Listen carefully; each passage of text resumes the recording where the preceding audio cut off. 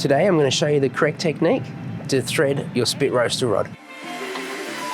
So I've prepared some chicken thigh fillets, roughly about 1.5 kilos each. The key to threading your meat is to ensure that the meat is captured by at least 2 prongs on the claw to get a nice even cook on the spin. We want to make sure that the meat is actually speared or threaded into the center of the rod to get a nice even cook over the coals.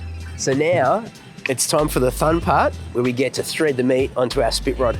Just to make sure they're tight, especially on this bottom claw, because as we put pressure downwards, we don't want that to slip down further. Now I'm aiming for the middle of the thigh fillet here, which gives me plenty of meat to be able to capture those prongs.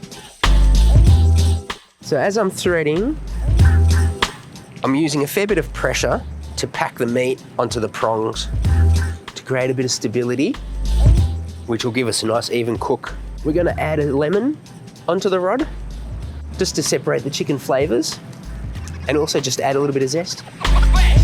Now that the last of the chicken's on, we're going to put the last claw on and we're ready to cook.